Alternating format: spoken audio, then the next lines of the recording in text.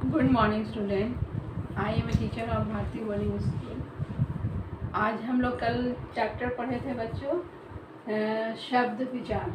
तो आज उनके हम लोग भेद पढ़ेंगे।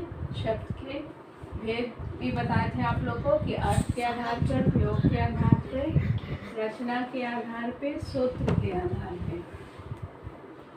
तो अर्थ के आधार पे शब्द जो होते हैं वो अर्थ के आधार पे शब्दों के दो भेद होते हैं।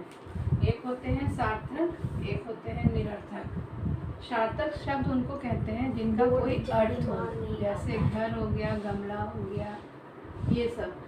तो लेकिन सार्थक शब्द को भी चार भागों में हम लोग बांटते हैं।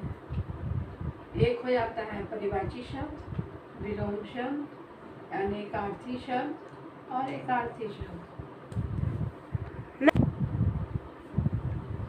सार्थक शब्द में यहाँ देखिए परिवाची शब्द हो गया, विलोम शब्द, अनेकार्थी शब्द, एकार्थी शब्द। तो सार्थक का बताए थे हम लोग कि जिन शब्दों का कुछ अर्थ निकलता है तो उसे सार्थक शब्द कहते हैं, जैसे घर, गमला, अनार। अब यहाँ आ जाइए परिवाची शब्द। परिवाची शब्द जो होते हैं, जिन शब्दों का समान अर्थ हो उसे परिवाची शब्द कहते हैं। जैसे आग का हो जाता है आग, पावक, अनंत।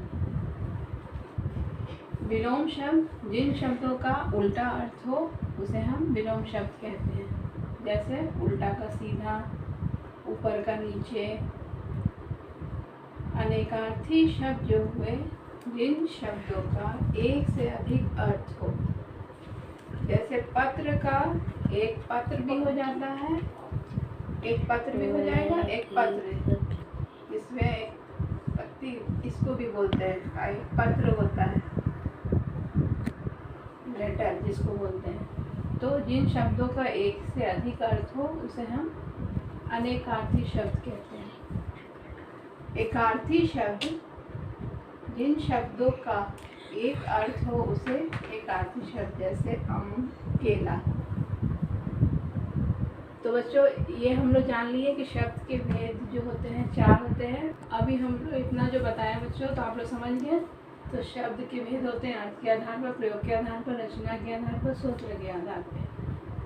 तो अर्थ के आधार पर सार्थक हो गए, निरर्थक हो गए। सार्थक शब्द उनको कहते हैं जिन शब्दों का कुछ अर्थ हो उसे सार्थक कहते हैं। और सार्थकी शब्द में चार भागों में फिर हम लोग ये करते हैं, परिवाची शब्द, विलोम शब्द, अनेकार्थी शब्द, एकार्थी शब्द। तो परिवाची शब्द होते हैं जिन शब्दों का समान अर्थ हो उसे हम परिवाची शब्द कहते हैं।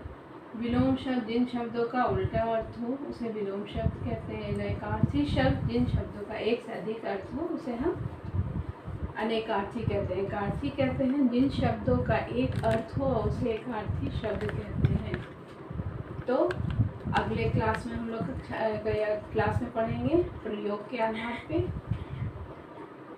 और ये आप लोग नोट कर लीजिए, नोट करके अपने नोट कॉपी में। ठीक है।